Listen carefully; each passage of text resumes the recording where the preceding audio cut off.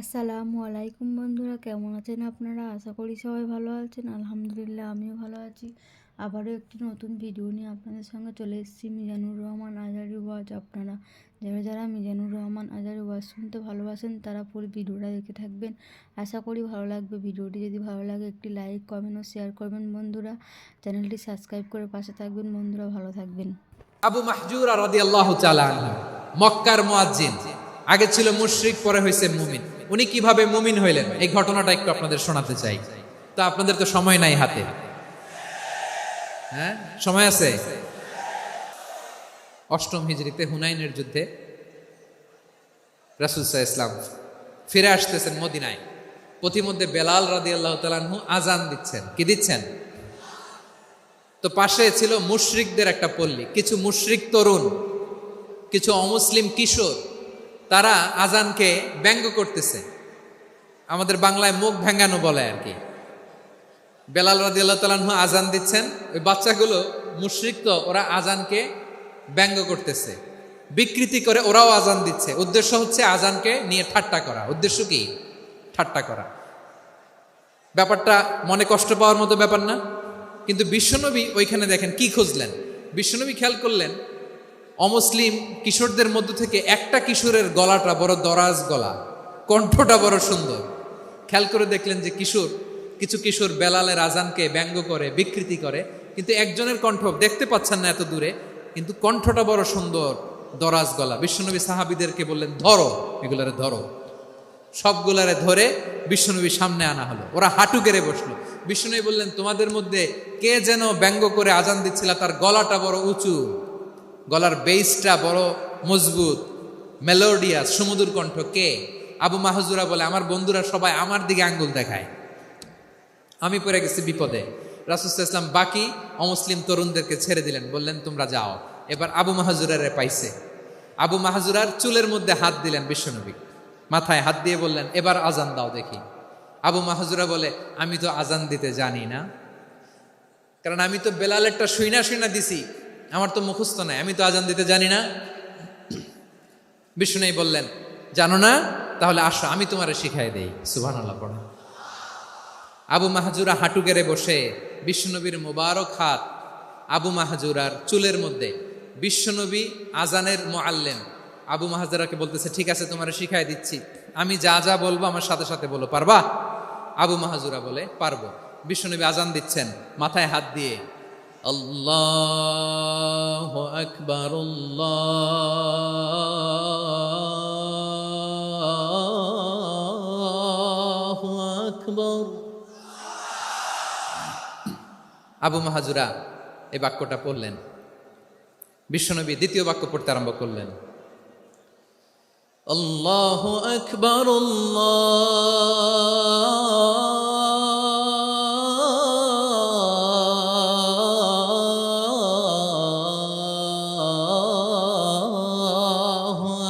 আকবার। আবু মাহজুরা এই বাক্যটাও বললেন। বিশ্বনবী আবু মাহজুরার মাথার মধ্যে হাত দিয়ে তৃতীয় বাক্য বললেন, আশহাদু আল্লা ইলাহা ইল্লাল্লাহ,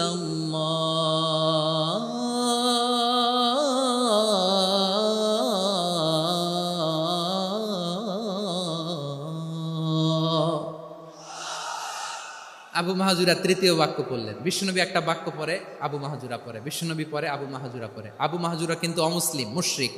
আবু মাহজুরা বলে, এক একটা বাক্য পড়ি আমার কলিজাটা গলে ঠান্ডা হয়ে যায়।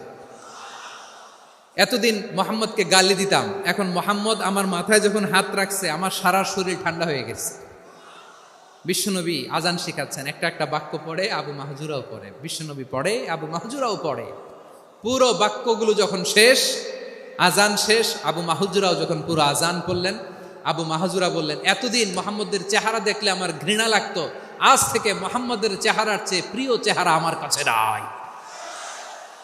আবু মাহজুরা বললেন, ও মুহাম্মদ, আজানের বাক্য তো আপনি আমারে শেখালেন, এখানেই শেষ করবেন না, আপনি আমারে পড়ায় দেন, লা ইলাহা ইল্লাল্লাহু মুহাম্মাদুর রাসূলুল্লাহ সাল্লাল্লাহু আলাইহি ওয়াসাল্লাম। বিশ্বনবীর সাথে দাঁড়িয়ে উনি শাহাদা পড়ে মুসলমান হয়ে গেলেন। এবার আবু মাহাজুরা বলে, ইয়া রাসূলুল্লাহ, ইয়া হাবিবাল্লাহ, আমি মুমিন হয়েছি, মুসলমান হয়েছি, আপনার কাছ থেকে আজান শিখার সৌভাগ্য আমি লাভ করেছি গো নবী। আমার কণ্ঠের বড় তারিফ করেছেন আপনি, আমার আজানকে আপনি পছন্দ করেছেন। একটা জিনিস আপনার কাছে চাই, আপনি আমাকে মক্কার মসজিদুল হারামের মুয়াজ্জিন হিসেবে অ্যাপয়েন্ট করে দে। বিষ্ণু ইসা ইসলাম বললেন, যাও আবু মাহজুরা, আমি তোমাকে পৃথিবীর শ্রেষ্ঠতম মসজিদ মক্কার মসজিদুল হারামের মুয়াজ্জিন হিসেবে অ্যাপয়েন্ট করে দিলাম। দেখছেন কিভাবে ট্যালেন্ট হান্টিং করতে হয়, কিভাবে হিউম্যান রিসোর্স মানব সম্পদকে ব্যবহার করতে হয়। আসছিল আজানকে ভেঙ্গাইতে, আসছিল কেন? আজানকে ব্যঙ্গ করার জন্য, বিকৃত করার জন্য। আজানকে বিকৃত করতে যে ইসলামের সবচেয়ে শ্রেষ্ঠ মসজিদের মুয়াজ্জিন হয়ে গেল। পড়েন সুবহানাল্লাহ। হযরত আবু মাহজুরা রাদিয়াল্লাহু তাআলা আনহু ওনার এই সুললিত কণ্ঠ ব্যবহার করে মসজিদুল হারামে এত সুন্দর করে আল্লাহু আকবার বলে আজান দিতেন। মানুষগুলোর, মুসল্লিগুলোর, মক্কাবাসীর হৃদয়কে তিনি বিগলিত করে দিতেন। মানুষের হৃদয়কে ঠান্ডা হয়ে যেত। শুধু এখানেই শেষ না আমার যশোরের ভাইয়েরা। বিশ্বনবী যখন সাইয়েদনা আবু মাহজুরা রাদিয়াল্লাহু তাআলা আনহুকে আজান শিখাচ্ছিলেন, বলেন তো বিশ্বনবীর হাতটা কোথায় ছিল? আবু মাহজুরার মাথার সামনে, এই চুলের উপরে ছিল। আবু মাহজুরা ওই স্মৃতিটাকে ধারণ করবার জন্য, ওই স্মৃতিকে বহন করার জন্য বিশ্বনবীর মোবারক হাত আবু মাহজুরার কপালের চুলের যেই জায়গায় লেগেছে, মৃত্যুর আগের দিন পর্যন্ত আবু মাহজুরা মাথার ওই চুলে কোনোদিন ছুরি আর কামার লাগায় নাই, সেখানে কেচি লাগায় নাই, চুলের মধ্যে খুর লাগায় নাই। আবু মাহজুরা ডান দিকের চুল কাটতো, বাম দিকের চুল কাটতো, পেছনের চুল কাটতো, সামনের চুল কাটতো না। আবু মাহজুরা রাদিয়াল্লাহু তাআলা আনহুর সামনের চুলগুলো বড় হতে হতে যখন এত বড় হয়ে যায়, তিনি চুলগুলো পেঁচিয়ে মাথার মধ্যে রাখতেন। তারপরে তিনি পাগড়ি পরতেন। সবাই জিজ্ঞেস করতো, আবু মাহজুরা, এটা আবার কেমন স্টাইল? দেখতে তোমার কি বিদঘুটে লাগে? কেমন অড লাগে? কেমন খারাপ দেখা যায়? মক্কায় এমন কোনো মানুষ তো দেখি নাই, ডানে চুল কাটে, বায়ে চুল কাটে, পেছনে চুল কাটে, সামনে কাটে না। ওরে আবু মাহজুরা, কেমন দেখা যায় তোমারে? তুমি সামনের চুল কাটো না কেন? আবু মাহজুরা বলে, আমি হাঁটু গেড়ে পেয়ারা নবীর সামনে বসেছিলাম, আমার এই মাথার চুলের মধ্যে মুবারক হাত লাগিয়ে বিশ্বনবী নিজে আমাকে আজানের প্রতিটা বাক্য শিক্ষা দিয়েছেন। বিশ্বনবীর মোবারক হাত, পবিত্র হাত আমার মাথার চুলের যেই জায়গায় লেগেছে, আমি চাই ওই চুলগুলা নিয়ে আমি আমার কবরের ভিতরে যাব। সাইয়েদনা আবু মাহজুরা রাদিয়াল্লাহু তাআলা আনহু ইন্তেকালের আগের পর্যন্ত মাথার সামনের চুলগুলা কাটে নাই। মাথার সামনের চুল তিনি কাটেন নাই। সুবহানাল্লাহি বিহামদি।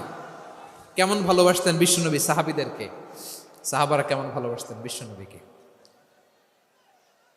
সামনের চুলগুলো বড় হতে হতে এত বড় ছিল, পেঁচিয়ে রেখে পাগড়ি পরতেন, কাটতেন না। নবীর হাত লেগেছিল। সুবহানাল্লাহ পড়েন। তাহলে what is the lesson? Moral of the story কি? মোরাল অফ দ্য স্টোরি হচ্ছে, আসছিল আজানকে ব্যঙ্গ করার জন্য, বিকৃত করার জন্য, হয়ে গেল মসজিদুল হারামের মুয়াজ্জিন। দেখেন বিশ্বনবী একটা খারাপ সিচুয়েশনের মধ্যে থেকে কি ভালো জিনিস বের করে আনলেন।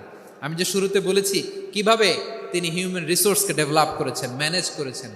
তিনি যে চৌকস ট্যালেন্ট হান্টার ছিল, দেখেন সবার মধ্যে থেকে এর বাছাই করে মুয়াজ্জিন বানাই দিয়েছেন। সুবহানাল্লাহ পড়েন। তার মানে এই না সবাইরে ধরে ধরে উনি মুয়াজ্জিন বানাইছেন। যার যেই ট্যালেন্ট আছে তাকে ওই কাজে অ্যাসাইন করেছেন। যার যেই প্রতিভা আছে তার প্রতিভাকে ইসলামের কাজে লাগিয়েছেন। সুবহানাল্লাহ পড়েন। যায়েদ বিন সাবিত রাদিয়াল্লাহু তাআলা আনহু, নাম শুনেছেন? যশোর, কথা বেরোয় না। যদি জিজ্ঞাসা সালমান খানের নাম শুনছেন, সবাই হাত তুলবে, জি হুজুর শুনছি, মানে সব দেখা শেষ। সালমান খান, আমির খান, অমুক খান, সব খান মুখস্থ, কিন্তু যায়েদ বিন সাবিতের নাম মুখস্থ নাই মুসলমানদের। যেই সাহাবী মাথার সামনের চুল কাটে নাই, মসজিদুল হারামের মুয়াজ্জিন বানাইছেন বিশ্বনবী, সাহাবীর নাম কি? খায়া ফেলাইছে। স্লোগানের সাথে খাইয়া ফেলেছে। আবু মাহজুরা, কি নাম? আবু মাহজুরা আল জুমাহি রাদিয়াল্লাহু তাআলা আনহু। এই নামটা আজকে নিয়ে যাইতে হবে যশোর। আবু মাহজুরা রাদিয়াল্লাহু তাআলা আনহু। 2 নম্বরে বলছিলাম যায়েদ বিন সাবিত রাদিয়াল্লাহু তাআলা আনহু।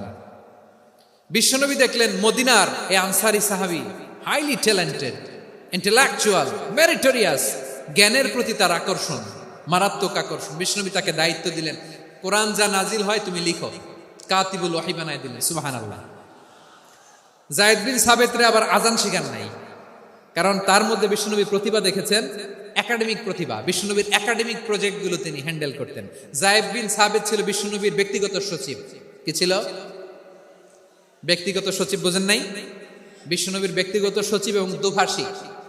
ইহুদিরা কিছু লিখে দিলে এটার অর্থ বিশ্বনবীরে বুঝায় দিতেন, আবার ইহুদিদের কাছে কিছু লিখতে হলে তিনি লিখে দিতেন। বিশ্বনবী একদিন বললেন, ইন্নী ওয়াল্লাহি মা আমানু ইয়াহুদা আলা কিতাব। ইহুদিরা যে চিঠি পাঠায় অর্থ তো বুঝি না, আরেক ইহুদি আইনে অর্থ করা লাগে। আবার ইহুদিদের কাছে কিছু লিখে পাঠাইতে চাইলে আমরা তো লিখতে পারি না, ইহুদিরে দিয়ে লেখা লাগে। ওরা যে পয়রা শোনায় লিখে দেয়, আমি ওদের বিশ্বাস করি না। আমার নিজের একজন লোক দরকার। বিশ্বনবী এই যায়েদ বিন সাবিতকে চুজ করলেন ল্যাঙ্গুয়েজের জন্য। উনি বললেন, যায়েদ, তোমার সফট স্কিলকে ডেভেলপ করতে হবে, তুমি হিব্রু ল্যাঙ্গুয়েজ শিখে ফেলো। যায়েদ বিন সাবিত বলল, বিশ্বনবীর মোটিভেশন আর ইন্সপিরেশন পেয়ে আমি 15 দিনে ইহুদিদের এই হিব্রু ল্যাঙ্গুয়েজ শিখে ফেললাম। শুধু শিখে ফেললাম না, হাত্তা হাদিকতু, even I became master in the language. এই ভাষা আমি পারদর্শী হয়ে গেলাম। এরপরে ইহুদিরা চিঠি লিখে পাঠালে আর কোনো ইহুদি ডাকা লাগতো না, আমি নবীর এটার অর্থ শুনে পরে বুঝাই দিতাম। আবার ইহুদিদের কাছে চিঠি লেখা লাগলে আমি যায়েদ বিন সাবিত চিঠি লিখে দিতাম। সুবহানাল্লাহ। দেখেন, এত সাহাবীর মধ্যে থেকে বিশ্বনবীর একাডেমিক প্রজেক্ট, ব্যক্তিগত সচিব, দোভাষী হিসেবে তিনি যায়েদ বিন সাবিতের মতো তরুণকে নির্বাচিত করেছেন। কেমন ট্যালেন্ট হান্টার ছিল আমার নবী। সুবহানাল্লাহ পড়বেন না? বিশ্বনবীর ইন্তেকালের পরে সাইয়েদনা আবু বকর রাদিয়াল্লাহু তাআলা আনহু যখন খলিফা হয়ে আসলেন, কোরআনকে সংকলনের দায়িত্ব দেয়া লাগবে, কোন সাহাবীকে দিবেন? সব সাহাবারা মিলে পরামর্শ করলেন। সাইয়েদনা আবু বকর, ওমর সবাই মিলে এই বিশাল কোরআন সংকলনের গুরু দায়িত্ব বিশ্বনবীর ব্যক্তিগত সচিব, বিশ্বনবীর দুভাষী, বিশ্বনবীর সিলেক্ট করাই লোক যায়েদ ইবনে সাবিত রাদিয়াল্লাহু তাআলা আনহুকে দিয়েছে। কোরআনের কপি তো আজকে এখানে রাখে নাই। এই যে আজকের যে কোরআন পড়েন, এটা আগে এরকম ছিল না। কোরআন নাজিল হলে সাহাবারা চামড়ার, ওটের চামড়ায় লিখে ফেলতো, ওটের চ্যাপ্টা হাড্ডির মধ্যে লিখে ফেলতো, গাছের গুড়ির মধ্যে লিখে ফেলতো। বিভিন্ন জনের কাছে ছড়ানো ছিটানো ছিল। আবু বকর রাদিয়াল্লাহু তাআলা আনহু একসাথে করলেন, পরবর্তীতে উসমান রাদিয়াল্লাহু তাআলা আনহু একসাথে করলেন। 114 সূরার এখন এই মুসহাফ, এই কম্পাইলেশন, এই কপি আমরা পেয়েছি, যার হিউজ কন্ট্রিবিউশন ছিল। এই পুরো কোরআন কম্পাইলেশনের প্রজেক্ট ম্যানেজার ছিল যায়েদ বিন সাবিত রাদিয়াল্লাহু তাআলা। কোরআন কম্পাইলেশনের প্রজেক্ট ম্যানেজার। দেখেন, উনারে মাথায় হাত দিয়ে আজান শিখায় নাই। সুবহানাল্লাহ কইবেন না? তাহলে প্রথম সাহাবী আবু মাহজুরাকে মুয়াজ্জিন বানাইলেন, যায়েদ বিন সাবিতকে ব্যক্তিগত সচিব আর দোভাষী বানালেন, মুসআব ইবনে উমাইর রাদিয়াল্লাহু তাআলা আনহুকে ইসলামের প্রথম অ্যাম্বাসেডর বানালেন। তাহলে তৃতীয় নাম্বার একজন সাহাবীর নাম বলছি, মুসআব ইবনে উমাইর। মুসআব কি নাম? নামটা কেমন লাগে? এই কয়েকজনের ভাল লাগে, বাকিদের ভাল লাগে না? ভাল লাগে? এই আর কয়েকটা মিনিট দেওয়া যাবে না আমাকে আল্লাহর রাস্তে? হ্যাঁ, ঠিক আছে। আমি তোমাদেরকে ভালোবাসা দেখাবো, দোয়া করবো যদি চুপ থাকো, একেবারে চুপ, কষ্ট সহ্য করো। বাকিরা যা সওয়াব পাবে তোমরা ডবল পাবা, যেহেতু কষ্ট বেশি, কিন্তু চুপ। 3 নম্বর সাহাবীর নাম মুসআব। এই ধাক্কাধাক্কি কেন রে ভাই? না, এরকম হইলে আসবো না যশোর, আমি আর আসবো না। হয় পিছনে চলে যাও, নাহলে চুপ, ধাক্কাধাক্কি নেই। 3 নম্বর সাহাবীর নাম মুসআব। কি নাম? He was the first ambassador in Islam. ইসলামের প্রথম ডিপ্লোম্যাট, প্রথম কূটনৈতিক, ইসলামের প্রথম কূটনৈতিক, ইসলামের প্রথম ডিপ্লোম্যাট, প্রথম অ্যাম্বাসেডর মুসআব ইবনে উমাইর। মক্কার তরুণ যুবক, উনি পারফিউম লাগাইলে মানুষ দেখলেই বুঝতো এটা মুসআব লাগাইছে। এমন ড্যাশিং ফেসের ছিল, এমন স্মার্ট ড্যাশিং ফেস, এমন পার্সোনালিটির মানুষ ছিল মুসআব রাদিয়াল্লাহু তাআলা। কারণ যিনি ইসলামের স্পোকম্যান হবেন, মুখপাত্র হবেন, তার স্মার্ট হওয়ার দরকার আছে না নাই? আকাবার প্রথম শপথ যখন হলো, তাদের সাথে বিষ্ণু ইসা ইসলাম মদিনাতে একজন মুখপাত্র পাঠালেন, ডিপ্লোম্যাটকে পাঠালেন, অ্যাম্বাসেডর অফ ইসলাম। তিনি হচ্ছেন মুসআব ইবনে উমাইর। পড়েন সুবহানাল্লাহ। বিশ্বনবী দেখলেন সে অনেক স্মার্ট, তার ডেডিকেশন আছে, সিনসিয়ারিটি আছে, এবং মদিনায় যে আউস খাজরাজ গোত্রের নেতাদের সাথে ডিল করতে হবে, ইহুদিদের সাথে ডিল করতে হবে, ওখানে একজন পাক্কা জানু খেলোয়াড়ের দরকার আছে না নাই? মুসআব ইবনে উমাইর রাদিয়াল্লাহু তাআলা আনহু, ওনাকে বিষ্ণু ইসা ইসলাম চুজ করলেন। এবং বিষ্ণু ইসা ইসলামের এই চুজিংটা, এই সিলেকশনটা এত সুন্দর ছিল, তিনি মদিনাতে যে বিশ্বনবী আসার আগেই মদিনার জমিনকে তিনি উর্বর করে ফেলছেন। প্রতিটা ঘরে ঘরে কালিমার দাওয়াত তিনি পৌঁছায় দিচ্ছেন। জুমার বিধান নাজিল হয়েছে, কিন্তু মক্কায় পরিবেশ নাই জুমা পালনের। বিষ্ণু ইসা ইসলাম একজনকে দিয়ে খবর পাঠালেন, যাও মদিনায় মুসাবকে যে বলো, মুসাব তো আমার শিক্ষক, আমার স্পোকম্যান, মদিনাতে যেন তারা জুমা কায়েম করে। বিশ্বনবীর আগেই মুসাব মদিনার মুসলিমদেরকে নিয়ে মদিনায় প্রথম জুমা কায়েম করে ফেলছে। কোন সুবহানাল্লাহ। ডিপ্লোম্যাটদের কেমন হইতে হয়, অ্যাম্বাসেডারের কেমন হইতে হয়, মুসআব রাদিয়াল্লাহু তাআলা আনহুর কাছ থেকে শিখে নাও। মুসআব নামটা কেমন লাগে? যশোর যাদের সন্তান হবে, ছেলে সন্তান, আমার রাস্তায় পাইলে সবাই জিজ্ঞেস করে, হুজুর একটা নাম দেন, আমার ছেলে হবে। যশোরবাসীর জন্য আমি একটা নাম দিয়ে দিলাম, নাম রাখতে হবে মুসআব। কি নাম? নামটা যাদের ভাল লাগে, ছেলে সন্তান অনাগত আসবে, মনে চাইলে নাম রেখে দিবেন মুসআব রাদিয়াল্লাহু তাআলা আনহুর নামে মুসআব। তাহলে মুসআব রাদিয়াল্লাহু তাআলা আনহুকে বিশ্বনবী ল্যাঙ্গুয়েজ শিখান নাই, সফট স্কিল শিখান নাই। যায়েদ রাদিয়াল্লাহু তিনি হিব্রু ল্যাঙ্গুয়েজ শিখেছেন, সুরিয়ানি শিখেছেন, কিন্তু মুসআবকে তিনি বানিয়েছেন the spokesman of Islam, the first diplomat, the ambassador of Islam. সুবহানাল্লাহ পড়বেন না? আব্দুল্লাহ ইবনে আব্বাস রাদিয়াল্লাহু তাআলা আনহু বিশ্বনবীর কাজিন, চাচাতো ভাই। আবার মাইমুনা রাদিয়াল্লাহু তাআলা আনহু, মাইমুনা নবীর স্ত্রী, তিনি ছিলেন আব্দুল্লাহর আপন খালা। তো নবীর বউ যদি উনার খালা হয়, নবী তার কি?